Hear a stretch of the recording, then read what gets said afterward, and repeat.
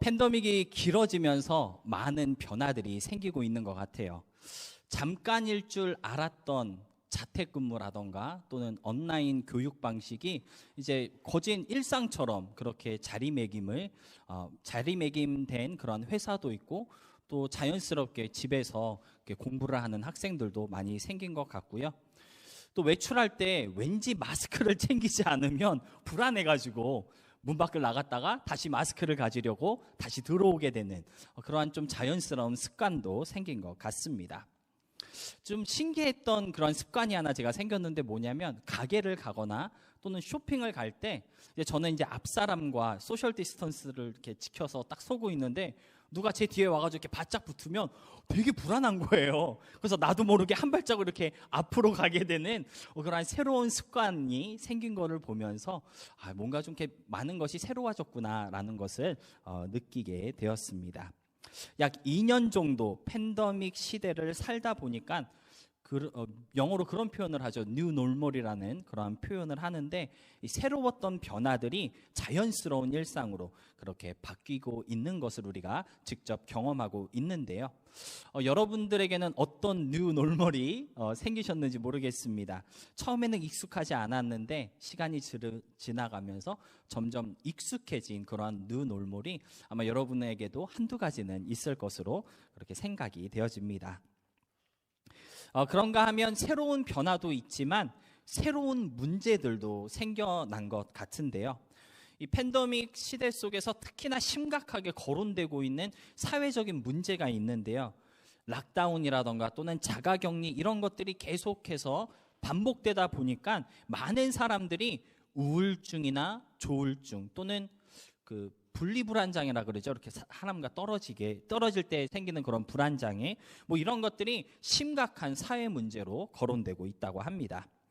그래서 이 팬데믹과 관련된 뉴스들을 보면요, 해시태그라 그래가지고 관련 기사들을 올리잖아요. 거기 보면은 빠질 때도 있겠지만 늘 함께 올라오는 게 뭐냐면은 Alone Together, 혼자 있지만 같이 있습니다. 그러한 말투라던가 또는 not alone, 이러한 그 문구들이 해시태그로 같이 이렇게 게시되고 있는 것을 볼 수 있습니다.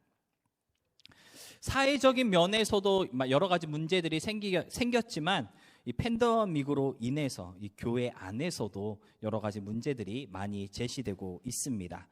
그 팬데믹 초기에 온라인 예배 체제로 바뀌면서 모든 교회들이 예배를 온라인으로 드렸고요. 또 예배뿐만 아니라 기타 다른 모임들을 다 이렇게 온라인으로 드렸을 때에는 사실 크게 문제가 되지 않았습니다. 그런데 온라인 예배가 점점 많아지고 또 그 시기가 길어지다 보니까 많은 사람들이 이제 온라인 예배가 정말 괜찮은 것인가 라고 하는 질문을 던지고 있고요. 더 나아가서 도대체 우리가 교회로 모이지 못하는데 그렇다면 과연 교회는 무엇인가? 교회의 정체성에 대한 걱정의 소리들도 높아지고 있습니다. 제가 즐겨보는 유튜브 채널 중에 잘 믿고 잘 사는 법이라고 하는 그 말을 줄여서 잘잘법이라는 이름으로 기독교 컨텐츠를 제공하고 있는 유튜브 채널이 있는데요. 그 며칠 전 이 채널에서 이러한 문제들에 대한 이야기를 하더라고요. 특별히 팬데믹 기간 동안 이 기독교에 대한 사람들의 신뢰도가 너무 많이 떨어졌다. 심지어 불교나 천주교와는 너무 대조적으로 이 팬데믹 기간 동안 기독교는 호감적이지 않습니다 라고 하는 그러한 평가를 받고 있다는 소식을 그 채널에서 이렇게 전해주고 있었는데요. 많은 사람들이 팬데믹 그 기간 속에서 교회는 너무 폐쇄적인 집단이다, 그들만의 천국이 있는 것 같아, 그들만의 세상에서 나오려고 하지 않는다, 이러한 평가를 하면서 교회는 자기들끼리 놀아나는 모임이구나, 그러한 시선으로 교회를 바라보고 있다고 하는 그러한 문제를 제시하고 있었는데요. 그러한 모든 문제들에서 가장 크게 대두되고 있는 것은 예수 믿는 사람들의 삶 속에서 더 이상 예수가 보이지 않는다라고 하는 말도 있었다고 합니다. 기독교 신앙의 그 진수가 무엇인지 우리가 보여주지 못하고 또 예수다움을 잃어버린 교회가 되었다는 그러한 지적이라고 말할 수 있는데요.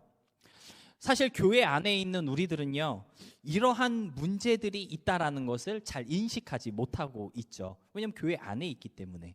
근데 교회 밖에서 교회를 바라보며 이러한 평가를 내리고 있다는 것은 사실 아주 큰 문제라고 우리가 말할 수 있습니다. 왜냐하면 교회는 사실 교회 밖으로 나가서 교회 밖에 있는 사람들을 다시 교회 안으로 인도해야 하는 그런 중추적인 사명이 있기 때문입니다.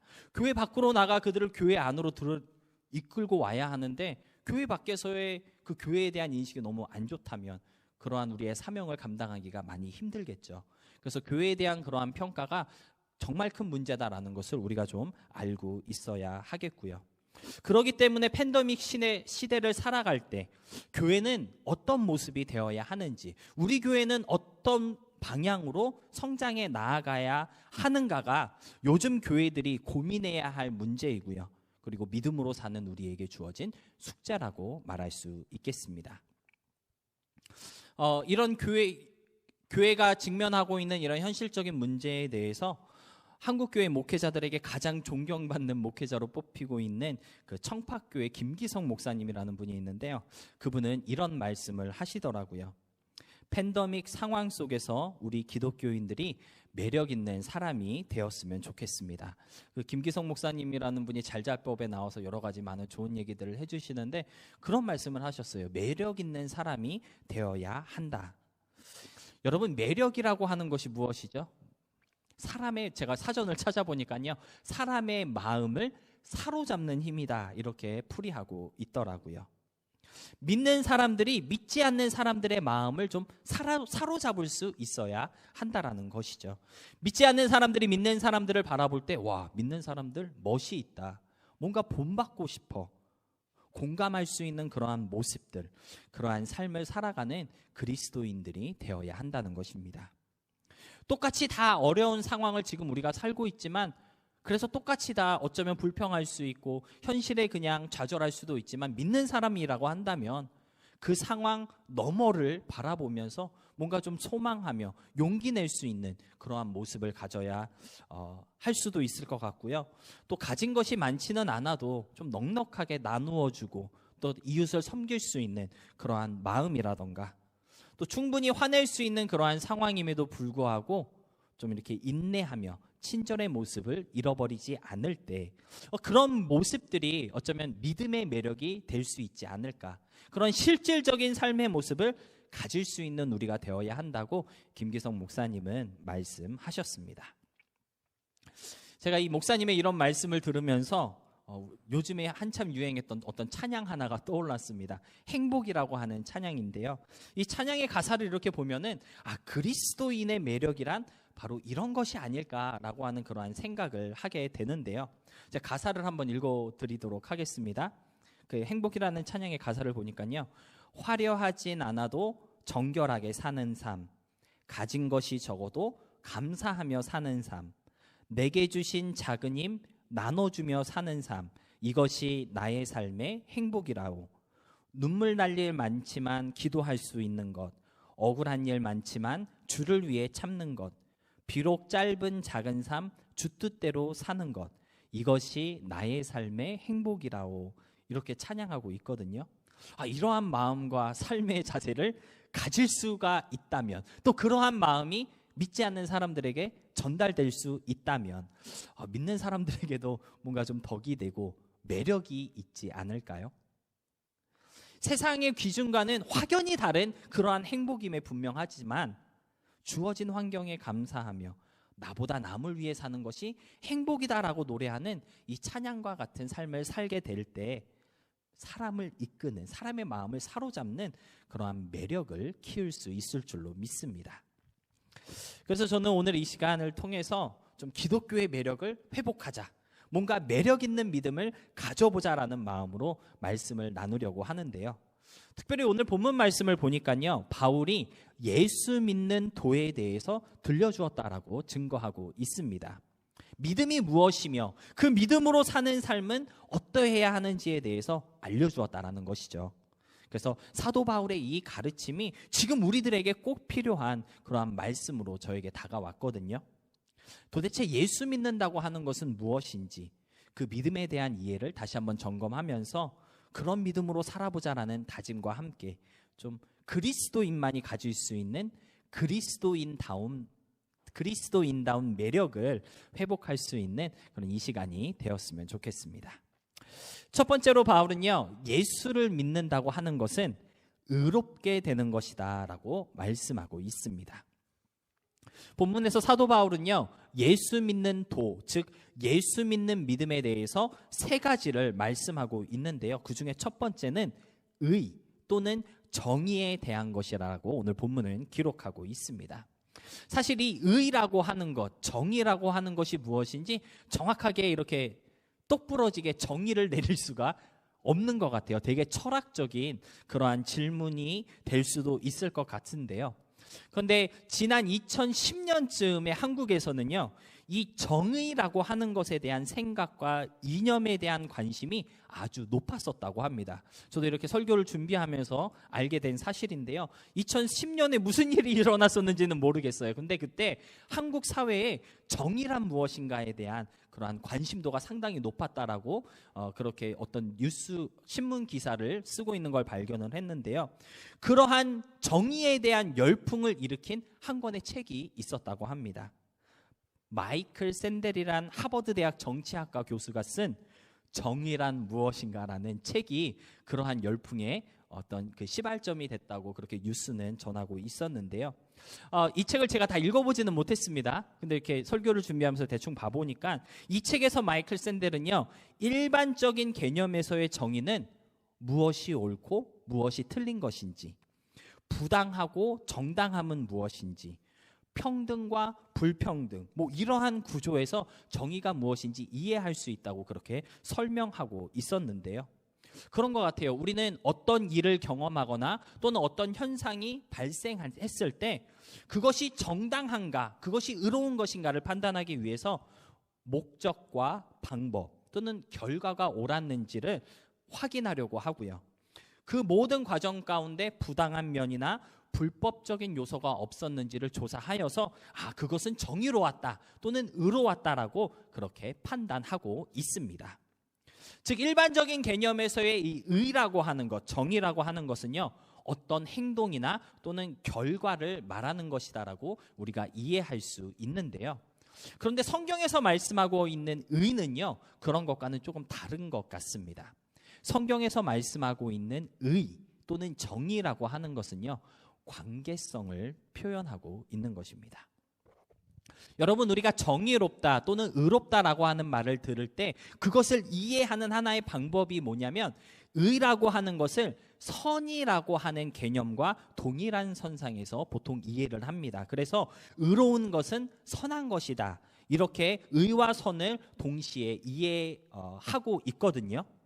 그런데 여러분 한번 생각해 보시기 바랍니다. 이 세상에 완전한 선이라는 것이 있을까요? 온전한 의로움이라는 것이 존재할까요? 사람들 제가 설교에 넣었다가 너무 길어져가지고 뺀 내용이 있는데 그런 책도 있더라고요. 세상에는 완벽한 인간이 없다. 완전한 선, 완전한 의로움, 완벽이라는 것이 존재하지 않는 세상이기 때문에 완전한 선이라는 것도 당연히 존재하지 않는다라고 우리는 얘기할 수 있는데요.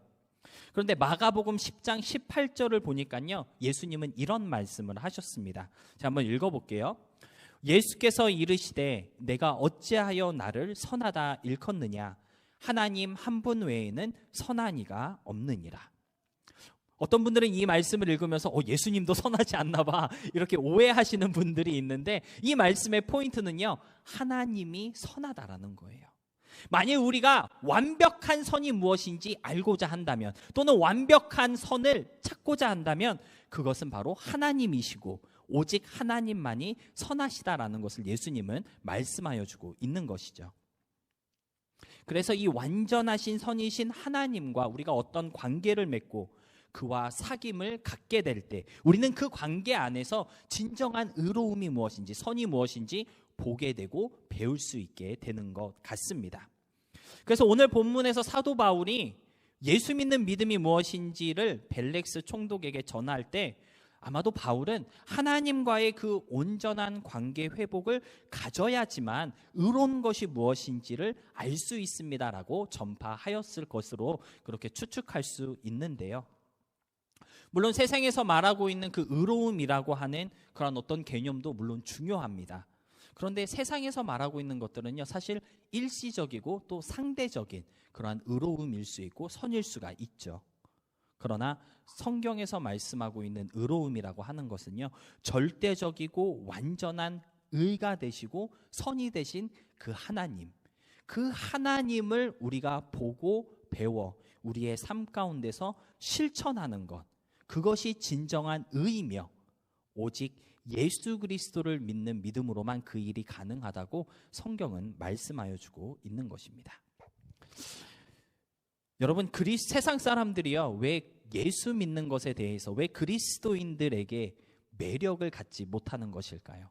뭐 여러 가지 이유가 있을 수 있겠지만 제가 생각할 때는요, 그리스도인들이라고 불리우는 사람들이 갖고 있는 어떤 기준과 잣대, 그리고 세상 사람들이 갖고 있는 어떤 기준과 잣대가 큰 차이가 없기 때문인 것 같습니다. 똑같은 것을 바라보고 똑같이 느끼고 똑같이 생각하는데 뭐하러 예수 믿겠습니까? 그렇죠? 적어도 똑같은 기준을 가지고 있기 때문에 매력을 못 느끼는 것이 아닐까라고 생각을 하는데요. 그런데 적어도 하나님과 사귐이 있고 완전한 의로움이신 하나님을 가까이에서 우리가 하나님의 영향력을 받는 성도라고 한다면 세상 사람들이 갖고 있는 그러한 기준, 선이라던가 의로움의 그 기준을 뛰어넘어 좀 더 온전하고 이상적인 그러한 의로움을 보여줄 수 있는 성도들이 될 수 있어야 할 것 같습니다. 여러분 한번 생각해 보시기 바랍니다. 식당에 딱 가셨는데 내 돈 주고 밥 먹는 건데 잘 대접받지 못했어요. 여러분 어떤 기분이 드시나요? 누군가에게 뭔가를 양보해야 하는 그러한 상황이 왔을 때 여러분 어떠한 생각이 드십니까? 굉장히 식당 같은 데서 이렇게 내 돈 주고 밥 먹는데 대접받지 못하면 굉장히 찝찝하고 불쾌하잖아요. 맞죠? 그리고 누군가에게 뭘 양보해야 할 그러할 때가 온다면 나도 양보할 수 있지만 너도 양보할 수 있잖아. 그런 생각을 자연스럽게 성도들, 예수 믿는 사람들도 갖게 되는 것 같습니다. 조금 창피한 이야기이긴 한데요. 제가 지난 금요일에 저희 아들이 프리스쿨을 다니는데 학교에서 이렇게 픽업을 하면 늘 저에게 프렌치 프라이를 사달라고 말을 합니다. 그래서 프렌치 프라이를 안 사주면 아주 슬퍼하고 그날 하루를 잘못 살았다는 듯 그런 표정으로 집에 돌아오거든요. 그래서 늘 저는 이렇게 아들을 픽업하고 인앤아웃으로 가서 이렇게 프렌치 프라이를 하나씩 늘 삽니다. 얼마나 갔는지 이제는 얼굴만 봐도 알아요. 프렌치 프라이 이렇게 일하시는 분들이. 그래서 이렇게 매주 이렇게 매일 같이 가는데 지난 금요일에는 제가 프렌치 프라이를 하나 사기 위해서 인앤아웃을 들어갔어요. 근데 그날따라 유난히 바쁘더라고요. 그래서 프렌치 프라이 하나 주세요. 주문해놓고 이게 기다리고 있는데 10분이 지나도 프렌치 프라이를 안 주는 거예요. 보통 빨리 주는데. 그래서 뭐 좀 바쁜가 보다 이렇게 서 있었는데 15분 후에 어떤 분이 들어와서 프렌치 프라이 4개를 주문하더라고요. 근데 그분을 먼저 주더라고요. 나는 15분이나 프렌치 프라이 1개를 기다리고 있는데 방금 들어와서 4개를 주문한 이 사람의 프렌치 프라이가 먼저 나오는 것을 보고 제가 너무 기분이 불쾌했습니다. 너무 기분이 막 상하는 거예요. 그래서 야, 내가 먼저 주문했는데 어떻게 저 사람을 먼저 주냐 이렇게 컴플레인을 했더니 일하시는 분이 암소리 해가면서 제 거를 후딱 하나 챙겨주는데 너무 빈정이 상해서 그 봉투를 팍 낚아채고 그냥 매몰차게 이렇게 인앤아웃을 나왔는데요. 차에 타고 나서 제 머릿속에 그러한 생각이 계속 떠오르는 거예요. 그게 뭐라고 그 사람의 마음을 그렇게 매몰차게 무시한 것일까? 만약 그 사람이 내가 예수 믿는 사람이라는 것을 안다면, 더 나아가 내가 목사라는 것을 안다면 그 사람이 기독교에 대해서 어떻게 생각할까? 내가 믿는 하나님에 대해서 어떻게 생각할까? 이러한 생각이 막 드는데 생각하면 생각할수록 너무 부끄럽고 창피해가지고 어떻게 해야 될까가 하루 종일 마음이 되게 불편한 그러한 경험이 있었습니다. 내 이웃을 내 몸처럼 아끼는 것, 그것은요 어쩌면 그들의 상황과 그들의 입장 속으로 내가 들어가서 마치 내가 그 사람인 듯 그렇게 이해하며 선을 베푸는 것이 아닐까. 그러한 마음을 가질 수 있는 우리가 된다면 믿음의 매력이 드러나지 않을까, 그러한 생각을 하게 되었는데요. 아마도 그러한 의미에서 성경은요, 우리가 행해야 하는 선과 의를 사랑이라고 표현하고 있는 것 같습니다.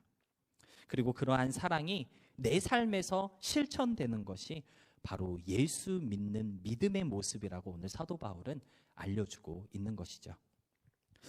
여러분, 매력 있는 그리스도인이 되기 위해서는요, 먼저 하나님과 좀 올바른 관계가 형성될 수 있어야 하고요.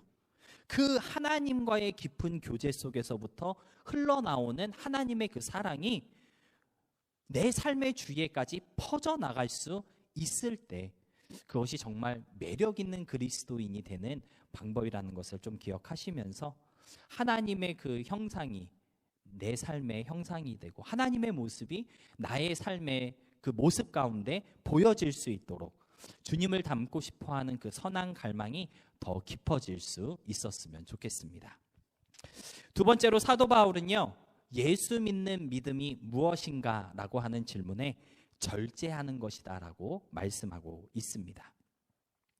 여러분, 절제의 반대말은 무엇일까요? 욕심이라고 얘기할 수 있을 것 같아요. 절제하지 못하는 것 곧 욕심이다라고 얘기할 수 있는데요. 근데 이 욕심이라는 것이 성경을 보니까요, 되게 무서운 것이더라고요. 야고보서 1장 15절 말씀을 보니까 이런 말씀이 있습니다. 욕심이 잉태한즉 죄를 낳고 죄가 장성한즉 사망을 낳느니라. 여러분, 우리가 절제하지 못하는 것은요, 욕심을 부리는 것입니다. 그런데 그냥 욕심을 부리는 게 아니라 우리가 욕심을 부리게 되면 어느 순간 죄를 짓게 된다는 거예요. 그리고 죄를 짓게 되면 사망을 낳게 된다고 야고보는 알려주고 있는데요. 따라서 욕심을 부리지 않도록 좀 절제할 줄 아는 우리들이 되어야 하겠습니다. 그런데 제가 설교를 이렇게 준비하다 보니까 그런 질문이 들더라고요. 도대체 절제와 믿음이 무슨 상관이기에 예수 믿는 믿음이 무엇인지를 알려주면서 왜 바울은 절제에 대해서 말하고 있는 것일까? 이러한 궁금증을 가지고 이렇게 성경을 좀 찾아보고 묵상하며 기도하는 중에 이 절제라는 말의 헬라어 원어가 무슨 뜻인지를 찾아보게 되었는데요. 이 절제라는 말의 그 헬라어 원어를 보니까 지배하다, 통제하다 또는 자제하다라는 뜻을 가진 단어로 쓰여져 있는 것을 볼 수가 있었습니다. 그러니까 절제라고 하는 것은요, 단순히 욕심을 막 이렇게 억제하고 짓누르고 있는 것이 아니고요, 욕심 그 자체를 통제하는 거예요.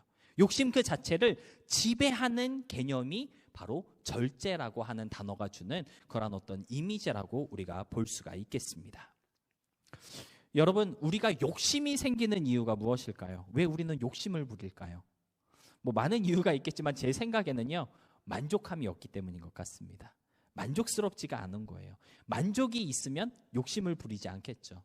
밥 먹을 때도 그렇잖아요. 맛있는 음식을 막 먹다가 충분히 만족할 만큼 먹으면 더 있어도 안 먹게 되는데 충분하게 못 먹은 것 같다, 만족함이 없으면 더 먹게 되는 것처럼 우리가 욕심을 부리는 이유는 만족함이 없기 때문인 것 같습니다.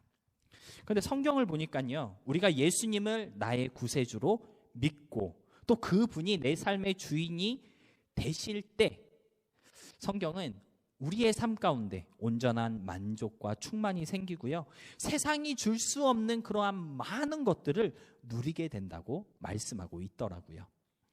시편 24편 1절을 보니까요, 온 세상에 존재하는 모든 충만한 것들이 다 하나님의 것이다라고 이렇게 선언하고 있고요. 빌립보서 4장 19절을 보니까요, 그 하나님께서 자신의 풍성하신 대로 우리의 모든 쓸 것을 채워주신다라고 약속하고 있습니다. 그래서 예수님께서는요, 우리가 다 잘 알고 있는 이야기지만 근심 걱정하지 마라. 너희 천부는 너희 하나님이 이름 없는 새도 먹이시고 이름 없는 길가의 꽃도 입히시는데 너희는 왜 걱정하느냐? 너희를 먹이지 않겠느냐? 입히지 않겠느냐? 그런 말씀을 우리에게 들려주셨잖아요. 여러분, 절제라고 하는 것은요, 우리가 하나님을 온전히 의지하고 하나님을 온전히 믿을 때에만 가질 수 있는 그러한 만족인 것입니다. 부족한 것을 부족한 대로 놔두고 그냥 그 부족을 이겨내기 위해서 무슨 극기 훈련하듯이 내 몸을 쳐가면서 아니야, 욕심 부리면 안 돼. 그러한 것이 절제인 것이 아니고요. 하나님 때문에 그냥 만족함이 막 흘러 넘쳐서 여유로운 것. 동시에 죄의 근원인 욕심에 대한 투쟁으로서 그러한 절제를 우리가 이해할 수 있어야 한다라는 것이죠. 따라서 뭔가 좀 매력 있는 믿음이 되기 위해서는요, 우리가 욕심을 부려야 하지, 그러니까 욕심을 부리면 안 됩니다라고 하는 것이 아니고요. 욕심을 억제해야 합니다. 그러한 자세를 가져야 한다. 그러한 것이 아니고요. 하나님으로 말미암아 좀 모든 것에 만족을 누릴 수 있는 사람이 되어야 하는 것입니다. 그것이 진짜 절제예요. 막 이렇게 끊고 막 억제하고 그게 절제가 아니라 막 만족함이 풍성하게 넘쳐나는 것, 그것이 바로 절제다라는 것이죠. 앞에서도 소개했던 그 행복이라는 찬양의 가사에도 보니까요, 화려하진 않아도 정결하게 살아가고 가진 것이 적어도 감사하게 살아간다라고 노래하고 있는데, 그분이 그렇게 고백할 수 있는 이유는요, 내가 좀 부족하지만 그래도 감사하며 살아야 돼, 막 이렇게 몸부림치면서 막 자신과 싸워나가기 때문에 그러한 고백을 할 수 있는 것이 아니라 그냥 그러한 삶에 충만한 만족을 느끼기 때문에 그러한 찬양을 할 수가 있는 것이거든요.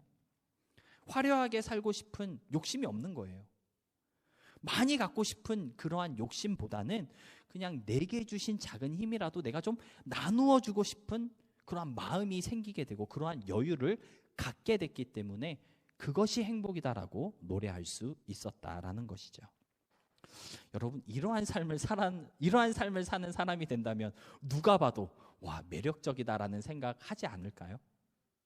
이 정도의 만족과 절제로 살아갈 수만 있다면 믿음의 매력이 무엇인지 뽐내기에 충분할 것 같습니다. 그래서 그러한 절제의 매력을 가질 수 있도록 우리가 하나님을 조금 더 의지할 수 있었으면 좋겠고요. 하나님을 조금 더 깊게 믿을 수 있었으면 좋겠고요. 그 안에서 참된 만족과 행복을 누릴 수 있는 우리 모두가 되어야 하겠습니다. 말씀을 정리하면서 그렇다면 나는 지금 이러한 믿음의 매력을 가지고 있는지를 생각해 봤으면 좋겠습니다. 이런 믿음의 매력을 갖기 위해서 나는 무엇을 할 수 있을까 고민해 봤으면 하는데요. 저는 오늘 길지 않은 오늘 본문 말씀을 이렇게 읽으면서 제 눈에 들어온 한 단어가 있었습니다. 24절의 말씀에 들었다라고 하는 그러한 단어가 나왔거든요. 그러니까 벨릭스 총독이 사도 바울을 불러서 사도 바울이 예수 믿는 도에 대해서 들려주었다라고 그렇게 기록하고 있는데, 이 들었다라고 하는 단어가 그렇게 마음에 와닿더라고요. 여러분, 매력 있는 신앙생활을 하기 위해서는요, 들음이 있어야 합니다. 듣고 배움이 있을 때 로마서 10장 17절의 증거와 같이 믿음이 생길 수 있고요, 더 견고한 믿음이 될 수 있기 때문입니다. 두 번째로 우리가 해야 할 일이 있는데요, 그것이 무엇이냐면 믿음의 사람들과 자주 이야기해야 돼요. 오늘 본문에서도 보니까 26절에 벨릭스가 바울을 불러서 자주 이야기했다라고 이렇게 기록하고 있거든요. 물론 뇌물을 줄까 해서 이렇게 자주 불러서 이야기를 했다라고 표현하고 있는데, 저는 그렇게 생각해요. 아무리 뇌물을 받고 싶어도 사도 바울이 뇌물을 줄 사람은 아니잖아요. 아무리 불러도 뇌물을 안 주는데 벨릭스 총독이 계속 사도 바울을 부른 이유는요, 매력이 있기 때문에 그런 거예요. 사도 바울이 그리스도인으로서 매력이 있기 때문에 계속 그를 불러서 이야기를 나눈 것이거든요. 우리가 믿음의 매력 있는 사람이 되기 위해서는요, 믿음 있는 사람들과 이렇게 자주 이야기할 수 있어야 합니다. 믿는 사람들과의 어떤 인터랙티브, 또 믿는 사람들과의 접촉이 많으면 많을수록 그들의 믿음의 모습을 우리가 본받게 되고요, 그들이 갖고 있는 그 믿음의 향기가 우리의 몸에도 배이게 되는 것이죠. 직접적으로 만나서 함께 교제할 수 있으면 더 좋겠지만, 사실 요즘 세상에는 직접 만나지 않아도 소셜미디어로 충분히 이야기할 수 있고 배울 수 있고 나눌 수 있는 그러한 세대인 것 같습니다. 그분들이 좀 믿음이 있다 하시는 분들이 올리는 어떠한 영상이라던가 그들의 글, 그들의 간증, 이러한 것들을 우리가 듣고 생각해 볼 때 그것이 대화이고요, 그것이 그들과 이야기하는 것이죠. 아무튼 우리의 일상 속에서 그처럼 믿음에 노출되는 시간이 점점 더 많아질 수 있어야 우리의 믿음이 좀 더 온전하게 성장할 수 있고요. 또 믿음이 성장할수록 믿음의 매력 또한 성장하게 되는 줄로 믿습니다. 하나님의 말씀에 귀를 기울이시고 또 믿음의 사람들과 끊임없이 교제할 수 있음으로써 의와 절제의 매력이 흘러넘치는 그런 우리 모두가 되었으면 좋겠고요.